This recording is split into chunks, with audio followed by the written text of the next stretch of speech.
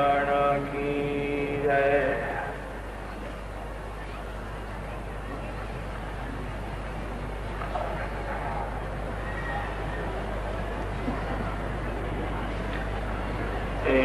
द्वारिकाधीश की जय। बालकृष्ण लाल की जय। सद्गुरु देव की जय।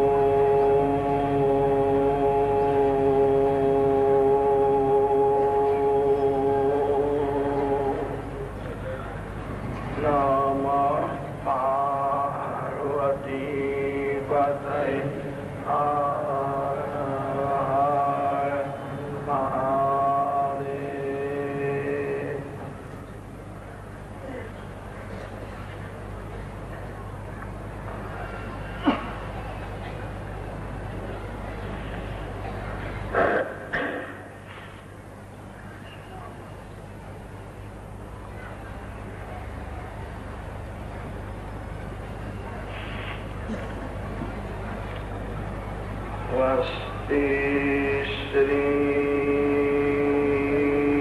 गणेशाय नमः।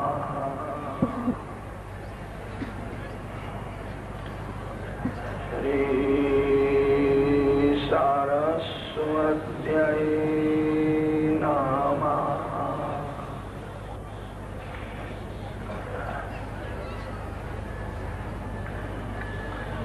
श्री गुरुभ्यो नमः।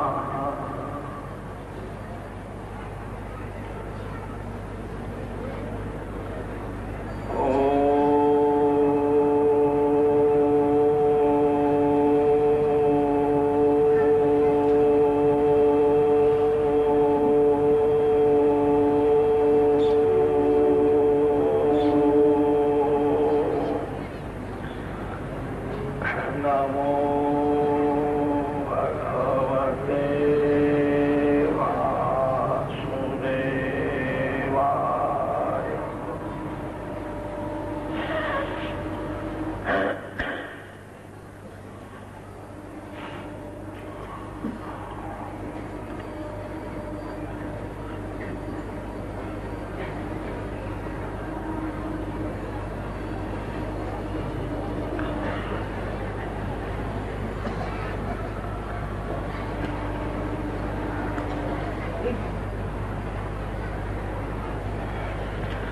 श्री शुक उवाच।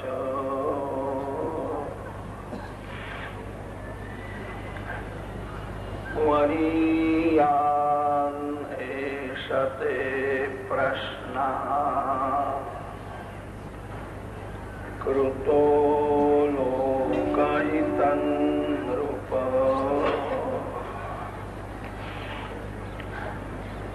आत्मवित्सम्मतः पुंसाम् श्रोतव्यादिषु यः परः।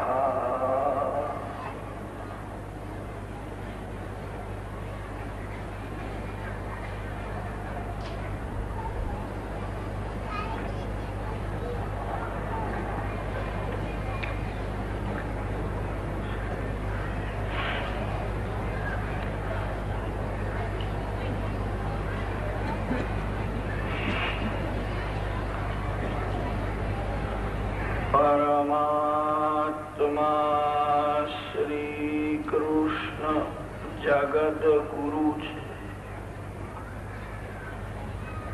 कृष्णं वंदे जगत गुरु।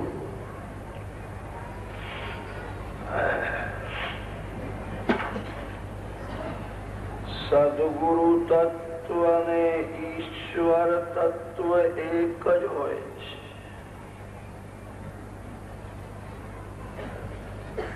અધિકાર સિદ્ધ થયા પછી સદગુરુદેવ સત્શિષ્ય પાસે આવે છે.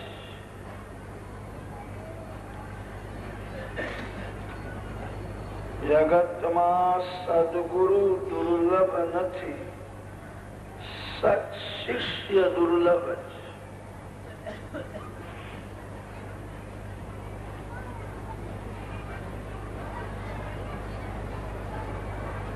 સદગુરુદેવના દર્શન થતા નથી. એનું એ જ કારણ છે, આ જીવ લાયક નથી.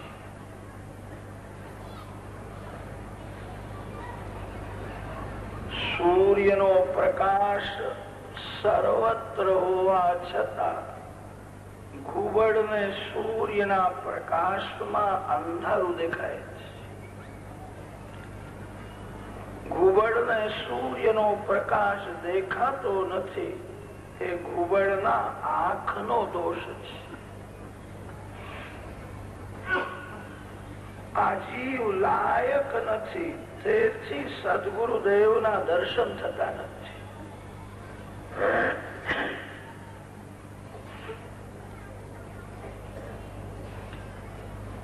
આપણા શાસ્ત્રોમાં એવું વર્ણન છે, સંતો વાયુમંડળમાં ફરે છે અને સત્શિષ્યને શોધે છે.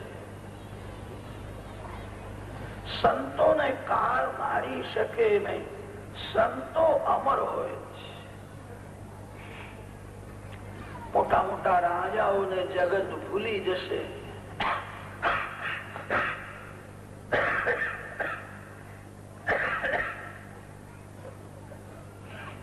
તુલસીદાસ મહારાજને જગત નહીં ભૂલે, તુકારામ મહારાજને, મીરાબાઈને જગત નહીં ભૂલે. સંતો અમર છે, સંતો આજ પણ છે. સંતોનું પાંચભૌતિક શરીર આપણને દેખાતું નથી, સંતોનું આધ્યાત્મિક આદિ દૈવિક સ્વરૂપ આજ પણ છે.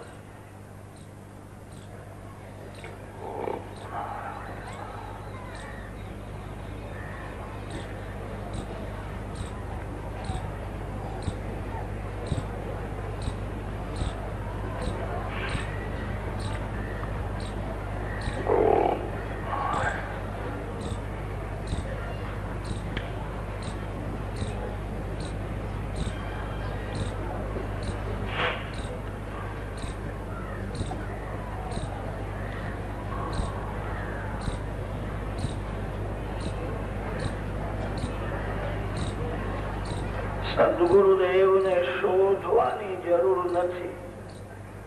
સદગુરુદેવનો ઉપદેશ લેવા માટે લાયક થવાની જરૂર છે.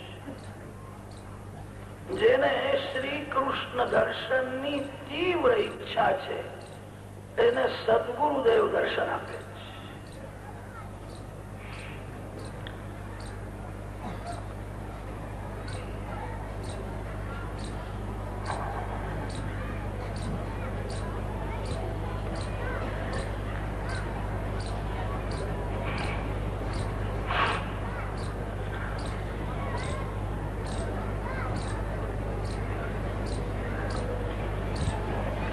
પરીક્ષિત રાજાએ સાંભળ્યું કે 7મે દિવસે હું મરવાનો છું.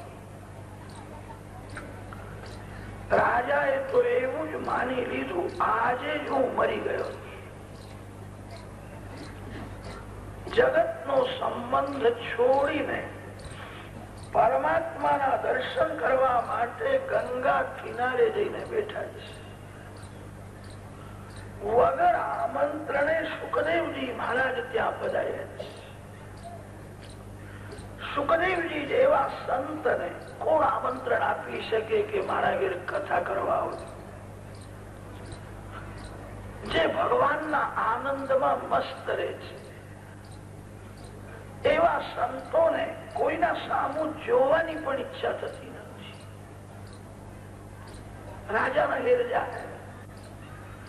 સુખદેવજી મહારાજ તો વગર આમંત્રણે આવ્યા છે. રાજાએ સાંભળ્યું કે 7મે દિવસે હું મરવાનો છું. વિલાસી જીવનની સમાપ્તિ થઈ, પવિત્ર જીવનનો આરંભ થયો. હવે પરીક્ષિત રાજા નથી, હવે પરીક્ષિત ઋષિ જેવા થયા. ઋષિને ઋષિ મળવા જાય છે. સંતના ઘેર સંત આવે છે. રાજમહેલમાં પરીક્ષિત રાજાનું જીવન વિલાસી હતું. ત્યારે કોઈ સંત પરીક્ષિતને રાજમહેલમાં મળવા ગયા નથી. ગંગા કિનારે આવીને બેઠા છે. વિલાસી જીવનની હવે સમાપ્તિ થઈ છે. હવે પવિત્ર જીવનનો આરંભ થયો છે. વગર આમંત્રણે સુખદેવજી મહારાજ આવ્યા છે. અધિકાર સિદ્ધ થયા પછી પરમાત્મા જીવાત્માને સદગુરુ રૂપે મળવા આવે છે. સદગુરુ તત્વ અને ઈશ્વર તત્વ બંને એક જ હોય છે. આપણા શાસ્ત્રોમાં કોઈ કોઈ ઠેકાણે એવું વર્ણન આવે છે, પરમાત્મા કરતા પણ સદગુરુદેવ શ્રેષ્ઠ છે. ભગવાન સર્વથી શ્રેષ્ઠ છે, પરમાત્મા સર્વશક્તિમાન છે. તો પણ સંતોએ એવું વર્ણન કર્યું છે, ભગવાન કરતા પણ સદગુરુદેવ શ્રેષ્ઠ છે. ઘણા ભાગે ભગવાન ન્યાયાધીશ નું કામ કરે છે. કર્મ પ્રધાન વિશ્વ રચી રાખા. પરમાત્મા જીવાત્માને કર્માનુસાર સુખ દુઃખ આપે છે. જે જેવું કર્મ કરે એવું એને ફળ ભગવાન આપે છે. ભગવાન પણ એવું બતાવે છે, હું કર્માધીન છું. તમે જેવું કરશો તેવું ફળ મળશે.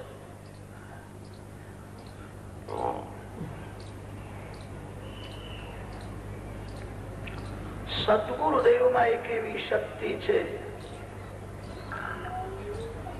સદગુરુદેવ વિધાતાના લેખને ભૂસી નાખે.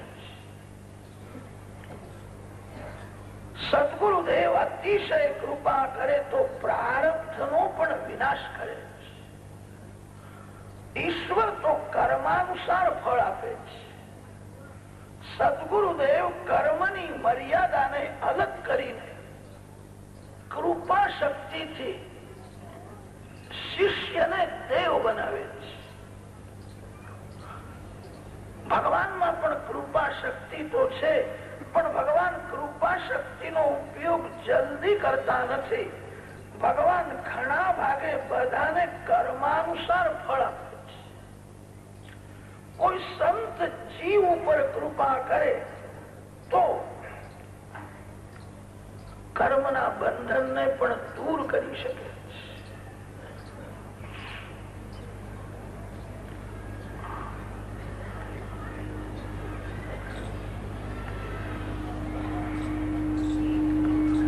પરમાત્માએ સંસારની રચના જેવી કરી છે. ઘણા ભાગે બધાનું મન સંસારમાં ફસાયેલું જ રહે છે. સંસારથી ઘૃણા થતી નથી. પરમાત્માના દર્શનની તીવ્ર ઈચ્છા થતી નથી. સંસારમાં જીવ અનેક વાર દુઃખી થાય તો પણ તેને સંસારે મીઠો જ લાગે છે.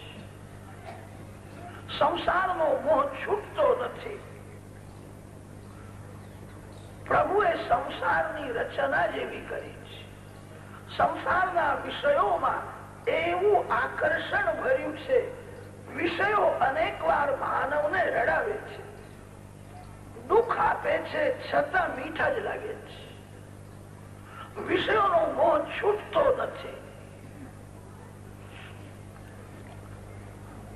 પુરુષનું મન એવું બગડેલું હોય છે એને સ્ત્રીના શરીરમાં સૌંદર્ય દેખાય. સ્ત્રીનું મન એવું બગડેલું હોય છે એને પુરુષના શરીરમાં સૌંદર્ય દેખાય.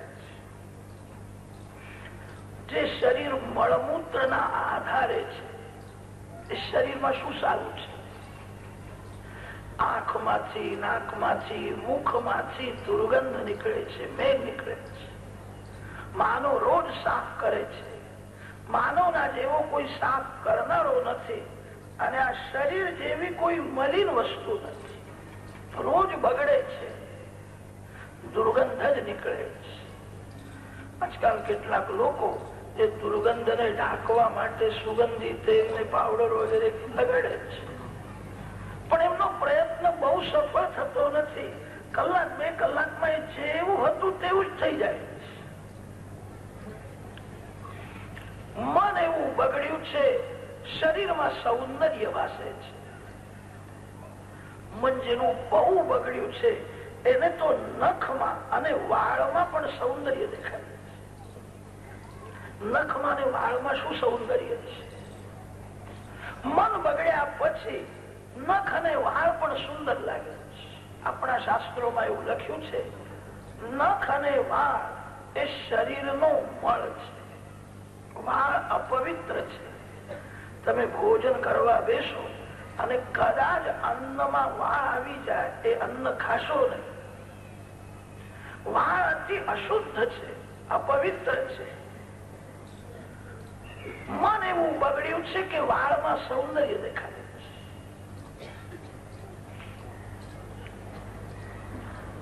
પ્રભુએ જીવાત્માને સંસારમાં ફસાવી દીધો છે.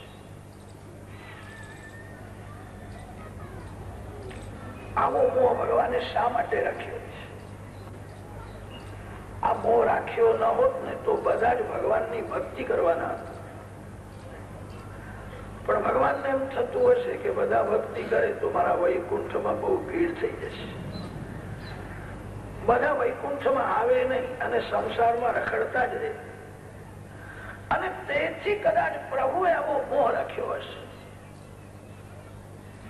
માનવ મૂર્ખ નથી, ડાયો છે.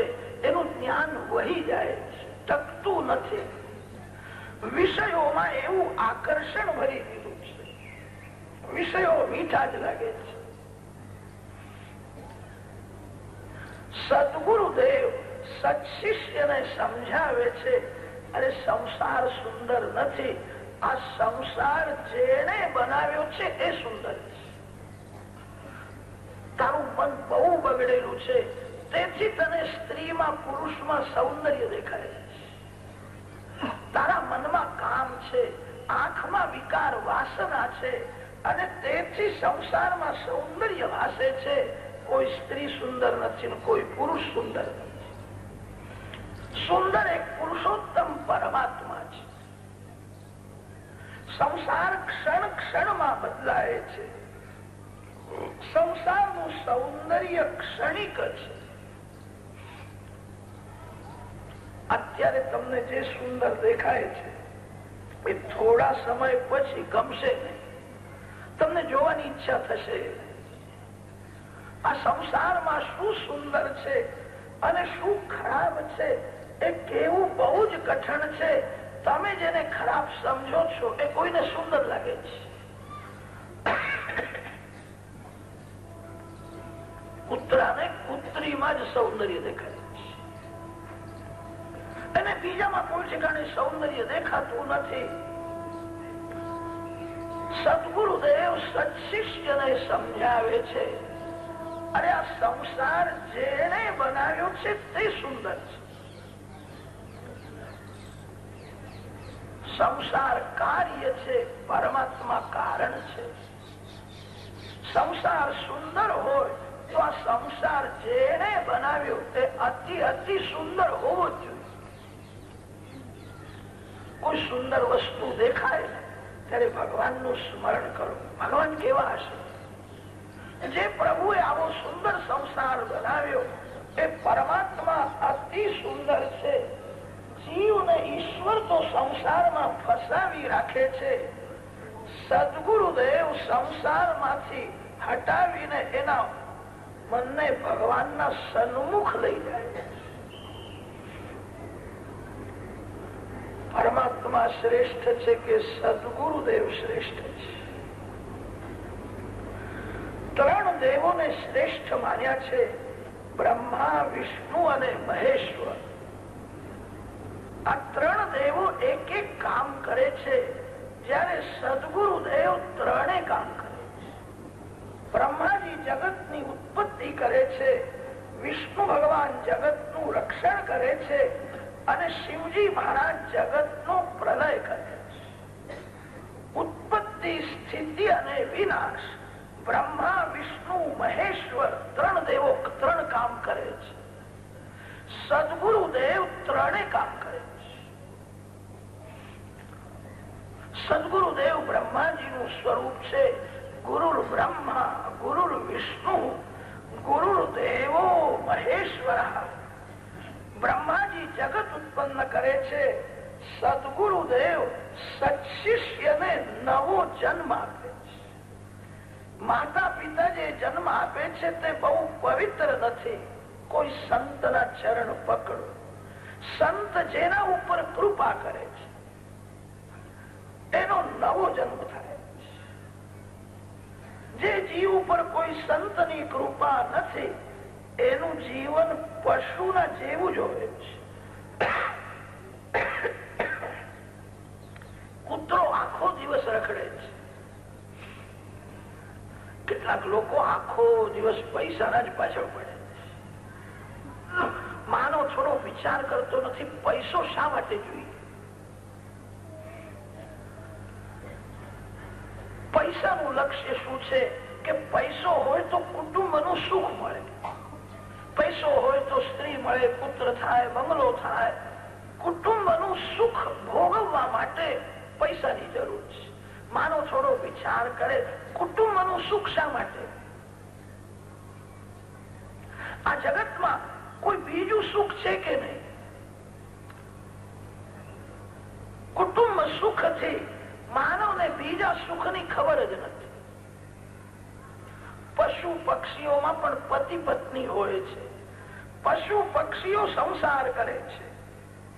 કુટુંબનું લૌકિક સુખ તો પશુ પક્ષીઓને પણ મળે છે. માનવ બુદ્ધિ પ્રધાન, જ્ઞાન પ્રધાન છે. માનવ જયારે પરમાત્માના માટે કઈક સાધન કરે છે અને ત્યારે માનવનો નવો જન્મ થાય છે. જે ભગવાનના માટે કઈ સાધન કરતો નથી એ પશુ જેવો છે.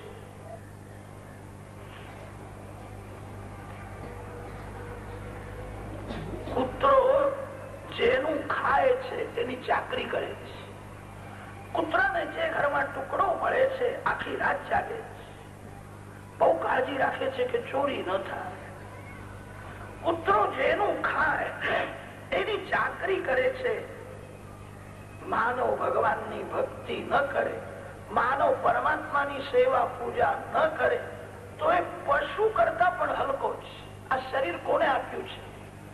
આંખને જોવાની શક્તિ કોણ આપે છે? અન્ન જળ કોણ આપે છે? જે ભગવાનની સેવા પૂજા કરતો નથી એ કૂતરા કરતા પણ હલકો છે. કૂતરો તો જેનું ખાય એની ચાકરી કરે છે. કૂતરો જેનું ખાય એના ઉપકાર માને છે. કૂતરાને ટુકડો આપો ને તો પૂંછડું ઉપર કરે છે. એ તમારા ઉપકાર માને છે કે તમે મને ખાવાનું આપો છો.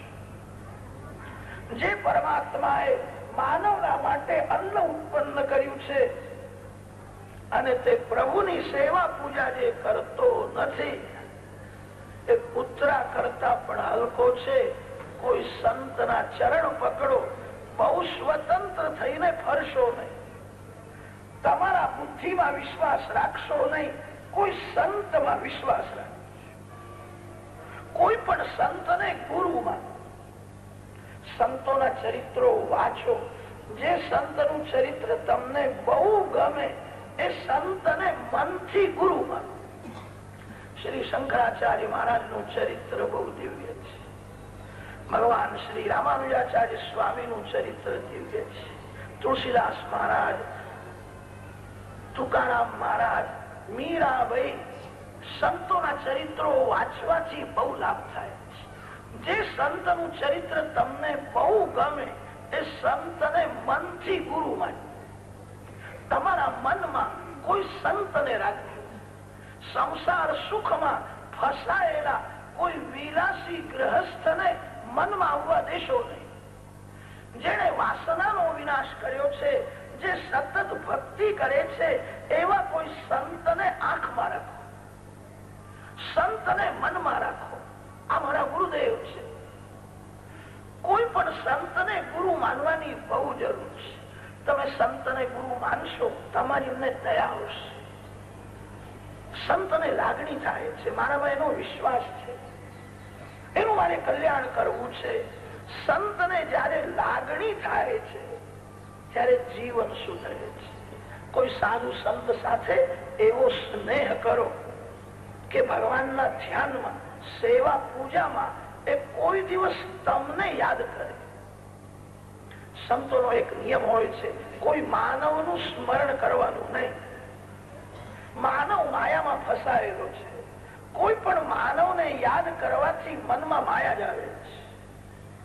સંતોનો એવો નિયમ હોય છે, સતત પરમાત્માનું ધ્યાન કરે છે. કદાચ ધ્યાન ન થાય તો કોઈ સ્ત્રીનું કે પુરુષનું સ્મરણ કોઈ દિવસ કરતા નથી. કોઈ સંત સાથે એવો સ્નેહ કરો કે તમને કોઈ વખતે યાદ કરે. સંત જેને યાદ કરે એનું કલ્યાણ થાય. સંત ધ્યાનમાં, સેવા પૂજામાં જેનું સ્મરણ કરે એને ભક્તિનો રંગ લાગે છે. બહુ સ્વતંત્ર થઈને ફરે સારું નથી. સ્વાતંત્ર્ય પતન કરે છે. તમારા બુદ્ધિમાં વિશ્વાસ રાખશો નહીં, કોઈ સંતમાં વિશ્વાસ રાખશો.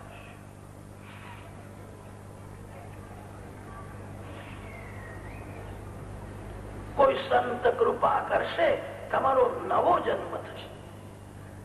સદગુરુદેવ સત્શિષ્યને નવો જન્મ આપે છે.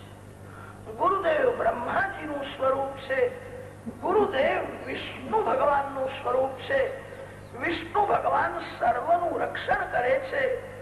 સદગુરુદેવ સર્વકાળ સત્શિષ્યનું રક્ષણ કરે છે. ઘણા સાધુ સંતો એવા હોય છે, તેમને કોઈ દિવસ ગુરુ થવાની ઈચ્છા થતી નથી. કોઈ સંતને ગુરુ માને એ સારું છે, ગુરુ થવાની ઈચ્છા રાખે એ યોગ્ય નથી. તમે કોઈના ગુરુ થશો નહીં, કોઈને ગુરુ માનજો. શાસ્ત્રોમાં એવું લખ્યું છે, જે ગુરુ થાય છે એને બહુ માર પડે છે. શિષ્યને જયારે પાપની સજા થાય છે ત્યારે ભગવાન ગુરુદેવને બોલાવે છે.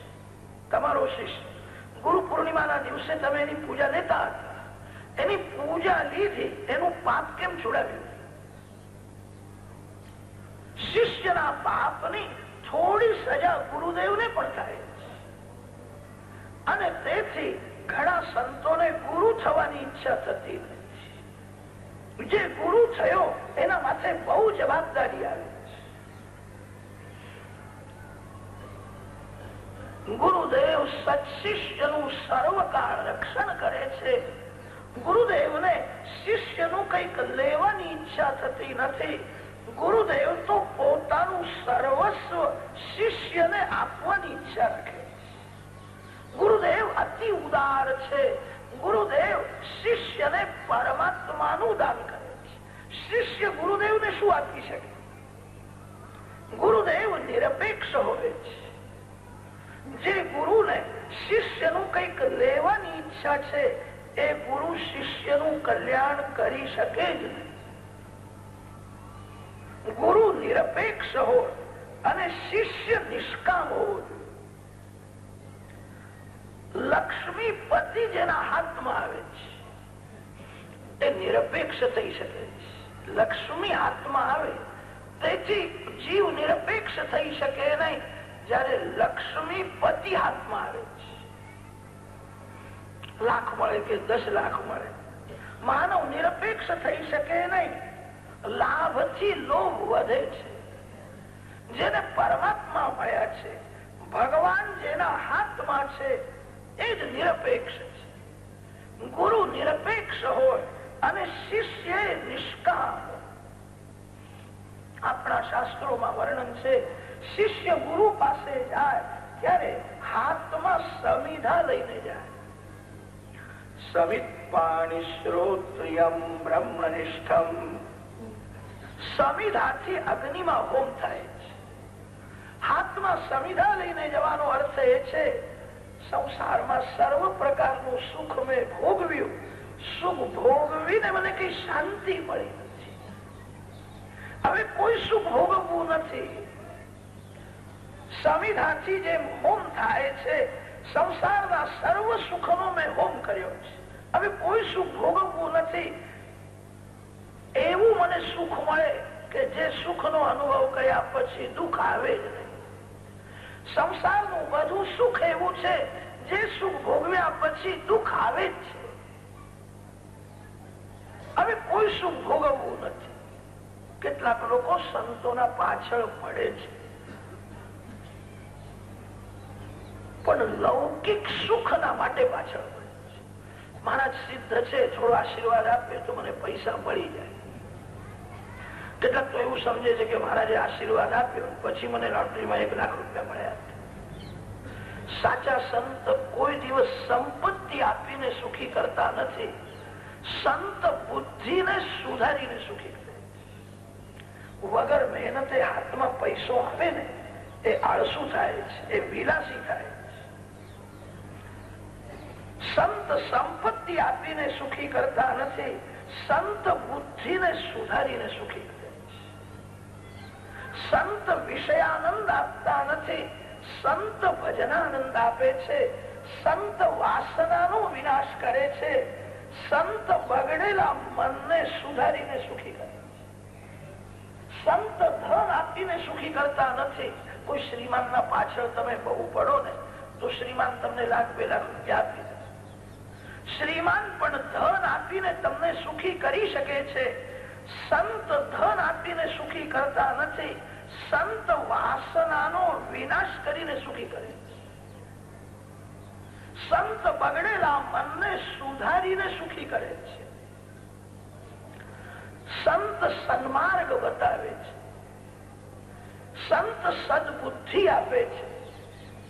સાચા ઉપદેશ દેત, ભલી ભલી મતિ દેત, समता समबुद्धि देत, कुमति को हरत है, मार्ग को दिखाय देत, भाव देत भक्ति देत, प्रेम की प्रचीति देत, अज्ञान को हरत है, ज्ञान देत ध्यान देत, आत्म को विचार देत और ब्रह्म को बताय देत, ब्रह्ममय करत है.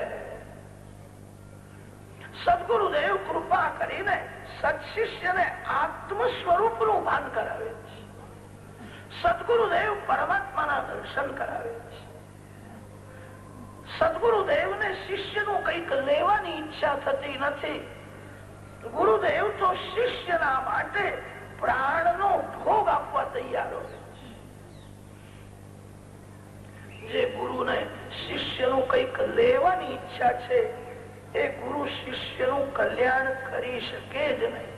लोभी गुरु और लालची चेला दोनों का नरक में ठेलम ठेला. गुरु पूर्ण निरपेक्ष होगा जो,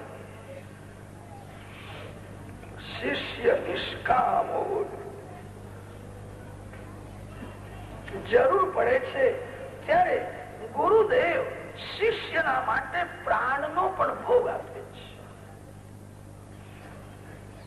એક ગુરુ શિષ્ય જંગલમાંથી જતા સાયંકાળ થયો, અંધારું થયું, એક ઝાડના તળે મુક્કામ કર્યો.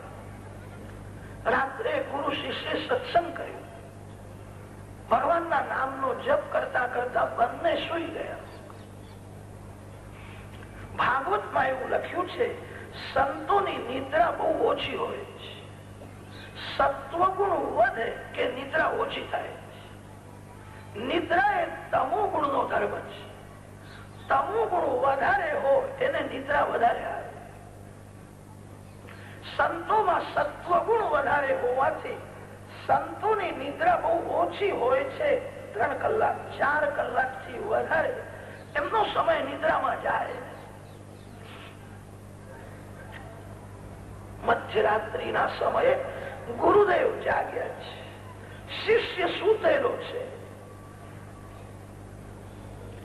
સંસાર સુઈ જાય છે ત્યારે સંતો જાગે છે, અને સંસાર જાગે ત્યારે સંતો સુઈ જાય.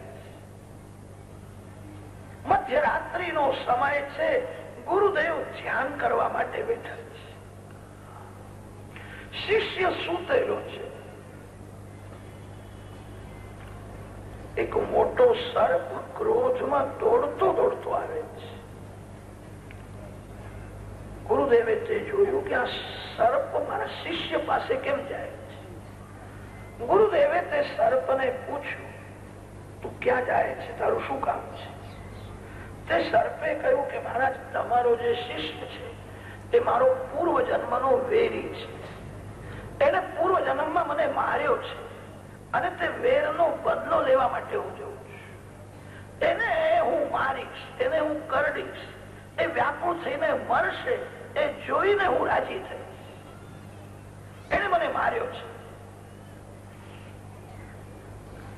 ગુરુદેવ સર્પને સમજાવે છે, મારા શિષ્યની ભૂલ થઈ છે, તને એને માર્યો એ બહુ ખોટું કર્યું છે, હું ક્ષમા માંગુ છું, હું વંદન કરું છું. મારા શિષ્યને કરડીશ નહીં. એને મારવાથી હવે તને શું મળવાનું છે? તે સર્પે કહ્યું કે મહારાજ, તમારું જ્ઞાન તમારી પાસે જ રાખજો. તમારા જ્ઞાનથી મને શાંતિ નથી. એ બહુ રડશે, વ્યાકુળ થઈને પ્રાણ છોડશે, તે જોઈને હું રાજી થઈશ. હું સર્પ છું. સર્પ જાતિ અતિ ક્રૂર હોય છે. પોતાના બાળક સાથે તો બધા જ પ્રેમ કરે છે, પણ સર્પ એવો ક્રૂર હોય છે, સર્પને અતિશય ભૂખ લાગે ત્યારે સર્પ પોતાના બાળકને પણ ખાઈ જાય. હું અતિ ક્રોધી સર્પ છું. હું તમારા શિષ્યને કરડીશ, એને હું રડાવીશ. એને મને રડાવ્યો છે. કોઈને રડાવશો નહીં. રડવું એ સારું છે. જે રડે છે એના પાપ પડે છે. જે એકાંતમાં ભગવાનના માટે રડે છે એ જીવ ઉપર ભગવાન કૃપા કરે છે. રડવું એ સારું છે. કોઈને રડાવશો નહીં. રડનારો એક દિવસ સુખી થશે. જે બીજાને રડાવે છે એ કોઈ દિવસ સુખી થતો નથી.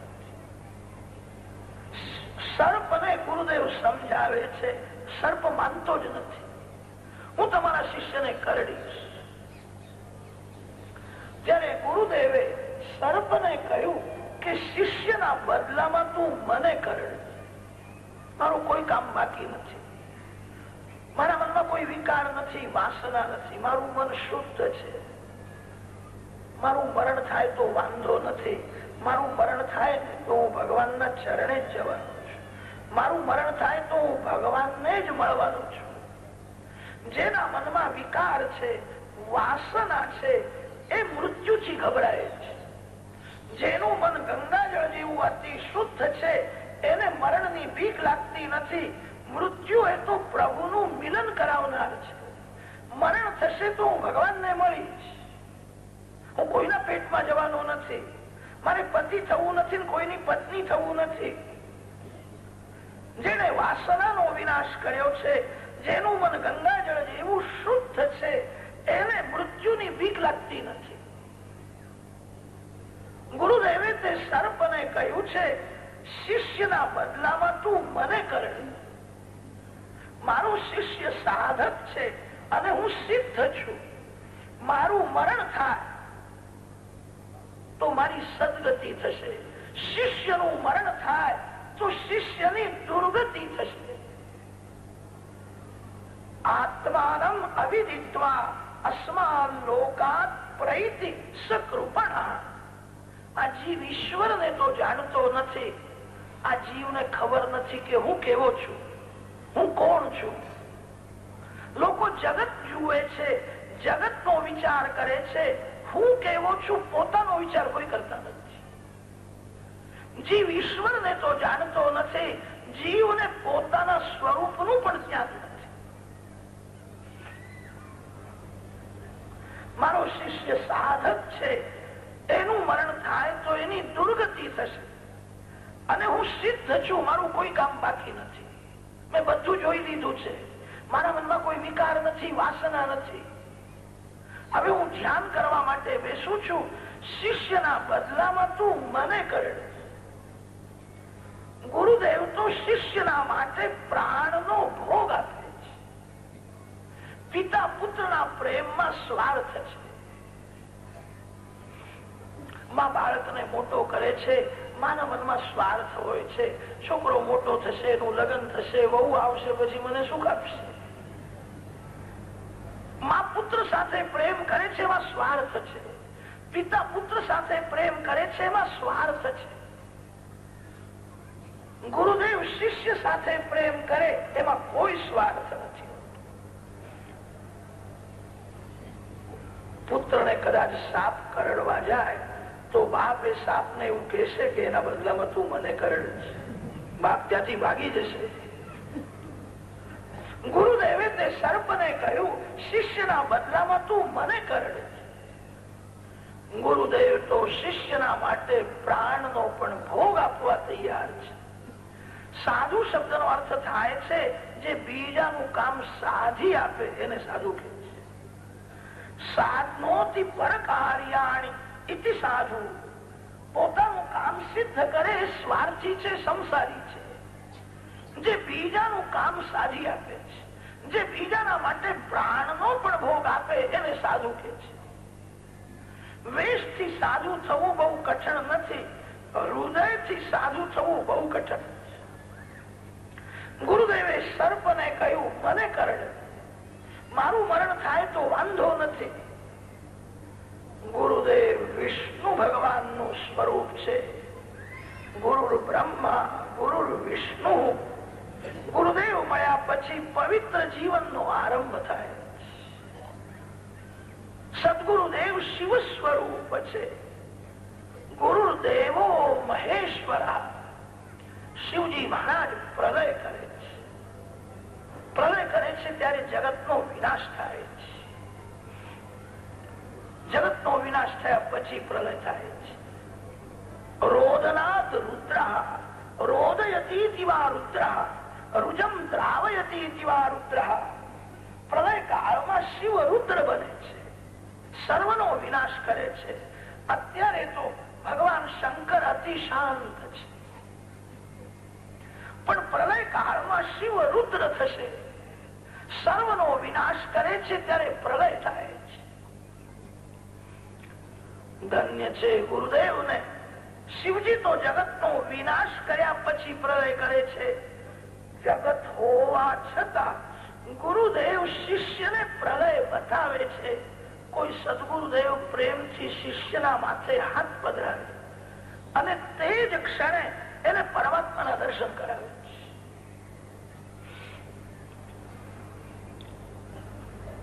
માથી વિખૂટો પડેલો બાળક રડતો હોય, એ બાળકને તમે પૈસા આપો કે મીઠાઈ આપો, એ શાંત નહીં થાય. એને માં જોઈએ છે. એની માને ખબર પડે કે બાળક રડે છે, માં દોડતી આવે છે અને બાળકના માથે જ્યાં હાથ પધરાવે, બાળક સમજી જાય છે કે મારી માં આવી ગઈ.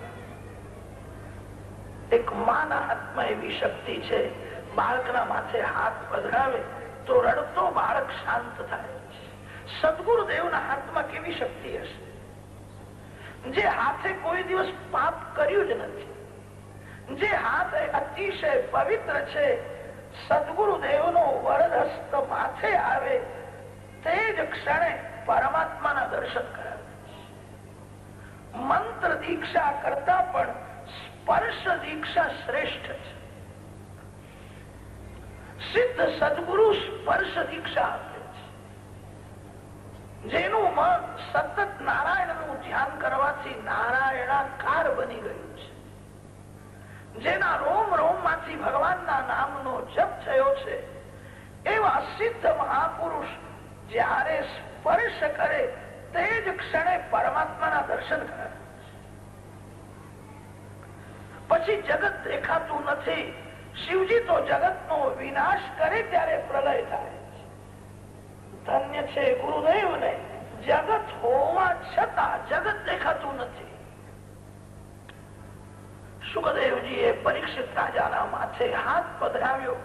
તે જ ક્ષણે ચતુર્ભુજ નારાયણના દર્શન કરાવ્યા છે. રાજા કૃતાર્થ થયો છે. ગુરુદેવ શિવ સ્વરૂપ છે. બ્રહ્મા, વિષ્ણુ, મહેશ્વર આ ત્રણ દેવો એક એક કામ કરે છે, જ્યારે સદગુરુદેવ ત્રણે કામ કરે છે. અને તેથી સદગુરુદેવ એ ભગવાન કરતા પણ શ્રેષ્ઠ છે એવું કહીએ ને તો ભગવાનને ખોટું નહીં લાગે. મારા ભક્તોના વખાણ કરે છે. ભગવાન સર્વથી શ્રેષ્ઠ છે.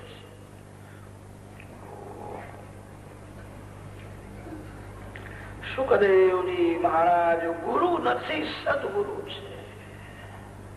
સર્વકાળ અને સર્વમાં જે સતનો અનુભવ કરે છે. પરમાત્માના ત્રણ નામ છે, ઓમ, તત અને સત. સત શબ્દનો અર્થ છે પરમાત્મા. સર્વકાળ અને સર્વમાં જે પરમાત્માના દર્શન કરે એને સદગુરુ કહે છે. એ જ બીજાને દર્શન કરાવી શકે છે. સુખદેવજી મહારાજ ગુરુ નથી, સદગુરુ છે. પરીક્ષિત રાજાનો અધિકાર સિદ્ધ થયા પછી સુખદેવજી મહારાજ આવ્યા છે. રાજાનું કલ્યાણ કર્યું છે. રાજાએ પ્રધાન બે પ્રશ્નો કર્યા છે. જેનું મરણ સમીપમાં હોય તે શું ન કરે તે મને સમજાવો, શું કરે તે મને બતાવો. માનવનું કલ્યાણ થાય એવો મને કોઈ ઉપદેશ કરો. રાજાએ એવું પૂછ્યું નથી કે મારું કલ્યાણ થાય એવો ઉપદેશ કરો. માનવ માત્ર નું કલ્યાણ થાય. કૃતો લોકહિતનૃપ. તારો પ્રશ્ન બહુ સુંદર છે. તારા પ્રશ્નમાં સમાજનું હિત સમાયેલું છે. માનવ જીવનમાં ઘણો સમય નિદ્રામાં જાય છે, ઘણો સમય પૈસો કમાવવામાં જાય છે, ઘણો સમય સુખ ભોગવવામાં જાય છે, ઘણો સમય પુસ્તકો વાંચવામાં જાય છે, ઘણો સમય વાતો કરવામાં જાય છે. માનવ શાંતિથી બેસીને ભક્તિ કરતો જ નથી. કેટલાક લોકો એવા હોય છે આખો દિવસ સારા સારા પુસ્તકો વાંચે છે. પુસ્તકો બહુ વાંચે ઠીક છે, બહુ સારું નથી. જે લોકો બહુ પુસ્તકો વાંચે ને એનું શબ્દ જ્ઞાન વધે છે, અને શબ્દ જ્ઞાન બહુ વધી જાય એ વાતો કરે છે, ચર્ચા કરે છે. એ શાંતિથી બેસીને પ્રેમથી પૂજા કરતો નથી, જપ કરતો નથી. જેનું શબ્દ જ્ઞાન બહુ વધ્યું છે એ સાધુ સંતોની પણ પરીક્ષા કરે છે. આ મહારાજ કરતા 2 વર્ષ પહેલા એક મહારાજ આવેલા, તે કથા બહુ સારી કરતા, તેમનો કંઠ બહુ સારો હતો. બહુ ભણેલા લોકો કથામાં જતા નથી, અને કથામાં કદાચ જાય તો અભિમાનમાં આકડમાં બેસીને જ કથા સાંભળે છે. હું બધું જાણું છું, મને બધી ખબર છે. જે બહુ ભણ્યો છે, જે બહુ પુસ્તકો વાંચે એ સંતોની પણ પરીક્ષા કરે છે. માનવના જીવનમાં ઘણો સમય પુસ્તકો વાંચવામાં જાય છે, વાતો કરવામાં બહુ સમય જાય છે, અને ઘણો સમય રડવામાં પણ જાય છે. શાંતિથી ભક્તિ કરતો નથી, કાળ ગળું દબાવે છે. એક રસોઈયો હતો, અને તે થોડી રસોઈ બનાવીને કોઈને મળવા ગયો, અને ત્યાં વાતે ચડ્યો. તે કલાક 1.5 કલાક વાતો કરી, પછી આવીને જુએ છે તે અડધી રસોઈ વળી ગઈ હતી. એને બહુ દુઃખ થયું. તે કલાક અડધો કલાક રડવામાં ગાળ્યો, પછી તો બધું જ વળીને ખાક થઈ ગયું. માનવની એવી જ દશા થાય, વાતો બહુ કરે અને પછી રડે છે. હવે મારાથી કઈ થતું નથી, જીવન પૂરું થાય છે. માનવ જીવનમાં છેલ્લી પરીક્ષા મરણ છે. જેનું મરણ મંગલમય થયું, સમજવું એનું જીવન મંગલમય હતું. જીવનમાં કરેલા પાપ મરણને બગાડે છે. ભગવાન બહુ ઉદાર છે. માનવ સાધારણ પાપ કરે તો ભગવાન એને ક્ષમા આપે છે. માનવ જીવનમાં એવા પાપ કરે છે કે ભગવાનને પણ દયા આવતી નથી. આ પાપ ક્ષમા કરવા જેવું નથી. આ પાપની સજા થવી જ જોઈએ. મહાપાપ મરણને બગાડે છે. સાધારણ પાપ પુણ્યથી ભગવત કૃપાથી એનો નાશ થાય છે. મહાપાપ ભોગવવું જ પડે છે. જીવનમાં માનવ એવા પાપ કરે છે કે પાપની ક્ષમા આપવાની ભગવાનને પણ ઈચ્છા થતી નથી. અંતકાળમાં જીવને પાપ દેખાય છે. હવે મને માર પડવાનો છે, હવે મને બહુ સજા થવાની છે, અને તેથી જીવ ગભરાય છે. ભાગવતની કથા સાંભળો છો, તમારા પાપ વળે છે. તમે બહુ પ્રેમથી ભગવાનના નામનો જપ કરો છો. ભગવાનના નામમાં અને ભગવાનની કથામાં પાપને બાળવાની શક્તિ છે.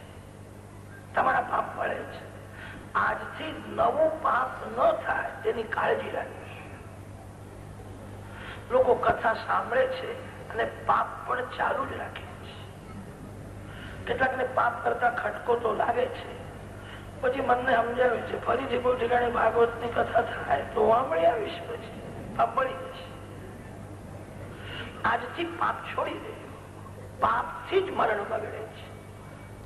પાપ ન કરે એ મહાન પુણ્ય કરે છે. સૌથી મોટું પુણ્ય કયું?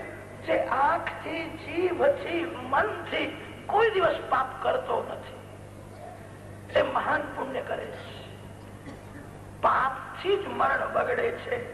અંતકાળમાં પાપ બધા પ્રત્યક્ષ દેખાય છે અને તેથી જીવ ગભરાય છે. જીવને જે ગભરામણ થાય છે તે પાપની ગભરામણ હોય છે. શરીરને વેદના થાય ત્યારે પણ જીવ અકળાય છે. અંતકાળમાં જીવને પુણ્ય યાદ આવતું નથી, પાપ જ યાદ આવે છે. કોઈને મૃત્યુની શૈયામાં એટલું યાદ આવે કે એક વાર હું દ્વારકામાં ગયો હતો. મેં દ્વારકાનાથના બરાબર દર્શન કર્યા છે. મેં ભગવાનના ચરણમાં તુલસીજી અર્પણ કર્યા છે.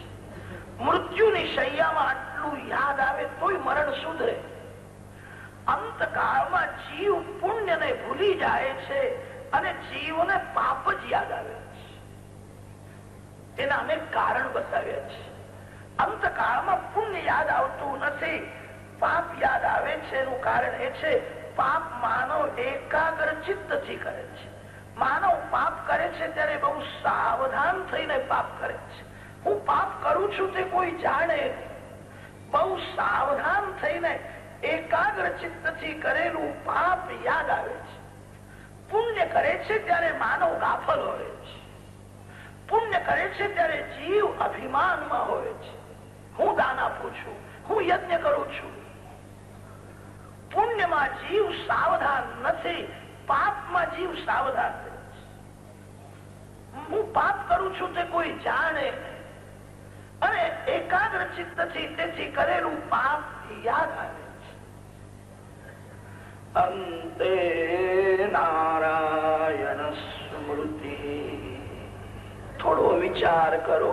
આ શરીર ક્ષણ ક્ષણમાં મરે છે. આત્માનો જન્મ થતો નથી, આત્માનું મરણ થતું નથી. આ શરીર તો ક્ષણે ક્ષણે મરે છે. પ્રતિ ક્ષણને સુધારજો. પ્રતિ ક્ષણે ભક્તિ કરવાની ટેવ પાડો તો અંતકાળમાં ભગવાન યાદ આવશે. કેટલાક લોકો એવું સમજે છે આજે ખાઓ પીઓ મજા કરો, અંતકાળમાં રામ રામ બોલીશું કે વિમાન આવશે. અંતકાળમાં જે ભગવાનનું સ્મરણ કરે એ ભગવાનના ધામમાં જાય. અને અંતકાળમાં ભગવાનનું સ્મરણ કરવું બહુ કઠણ છે. અંતકાળમાં અતિ દુઃખ છે. પ્રતિ ક્ષણે ભક્તિ કરો. ક્ષણનો દુરુપયોગ કરે એનું મરણ બગડે અને કણનો દુરુપયોગ કરે એ દુઃખી થાય છે. એક કણનો પણ દુરુપયોગ ન કરો. એક કણથી અનેક કીડીઓનું પોષણ થશે. આ મોંઘવારી કેમ થઈ છે? લોકો થાળીમાં પતરામાં પહોંચાડે, અન્નદેવનું અનાદર બહુ કરે છે અને તેથી આ મોંઘવારી થઈ છે. એક કણ પણ છોડશો. કણનો દુરુપયોગ કરે એ બીજા જન્મમાં દરિદ્રી થાય છે. સુધરેલા લોકો તો એવું સમજે છે થોડું તો છાડવું જ જોઈએ, છાડવું તો ફેશન છે, બધું કહી જાય સારું નથી, થોડું પણ છાડવું ન જોઈએ. કેટલાક લોકો બહુ ડાયા હોય છે કે થોડુંક છાડ્યું હોય ને તો પાછળથી ભિખારીઓને ખાવાનું મળે. આપણા શાસ્ત્રોમાં એવું લખ્યું છે કોઈને પણ એઠું આપવું નહીં. તમારું એઠું જે ખાશે તે તમારું પુણ્ય લઈ જશે. એઠું કોઈને આપશો નહીં. ભિખારી પણ ભગવાનનો અંશ છે. ભિખારી એ કઈ ભીખ માંગવા માટે આવ્યો નથી. ભિખારી તો આપણને ઉપદેશ કરવા માટે આવ્યો છે. પૂર્વ જન્મમાં મેં કોઈને કઈ આપ્યું નથી, તેથી હું ભિખારી થયો છું. તમે મને ન આપો તો યાદ રાખજો બીજા જન્મમાં તમે મારા જેવા જ થવાના છો. એ કઈ ભીખ માંગવા આવ્યો નથી, એ ઉપદેશ કરવા માટે આવ્યો છે. ભિખારી પણ ભગવાનનો અંશ છે, એને હેઠું આપશો નહીં. એક કણનો દુરુપયોગ ન થાય. કણ અને ક્ષણ બે હાચવજો. કણનો દુરુપયોગ કરે એ ભિખારી થાય અને ક્ષણનો દુરુપયોગ કરે એ અંતકાળમાં બહુ દુઃખી થાય. પ્રતિ ક્ષણે ભક્તિ. માનવ જીવનમાં છેલ્લી પરીક્ષા મરણ છે.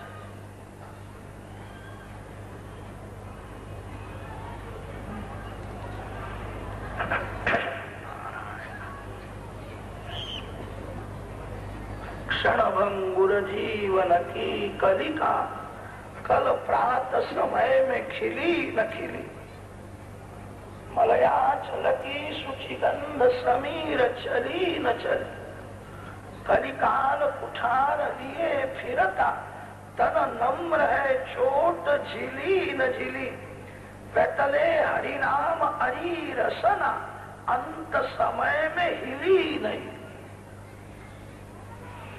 શરીર ક્ષણે ક્ષણે મરે છે. પ્રતિ ક્ષણે ભક્તિ કરો. મરણ મંગલમય થશે.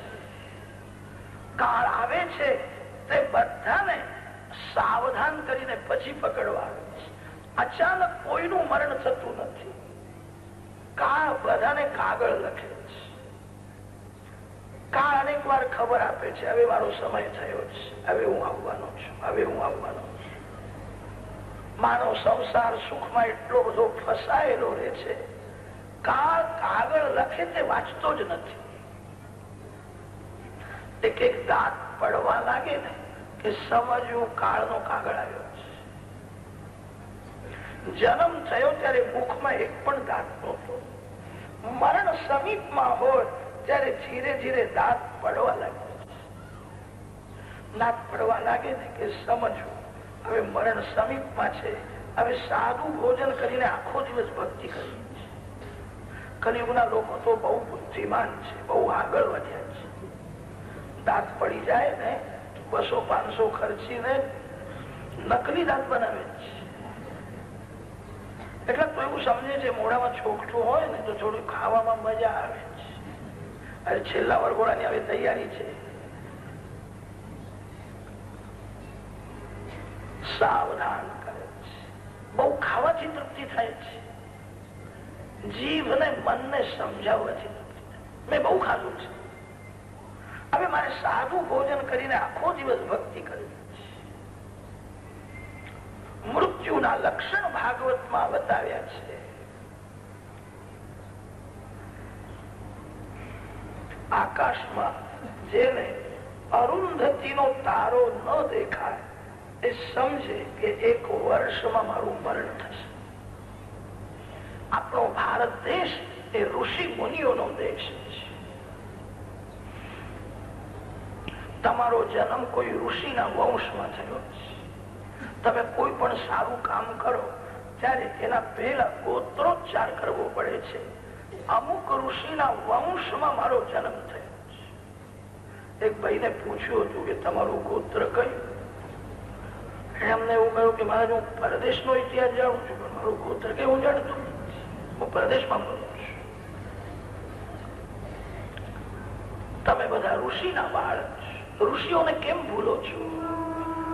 તમારો જન્મ કોઈ ઋષિના વંશમાં થયો છે, ઋષિઓના પાછળ પાછળ ચાલવાનું છે.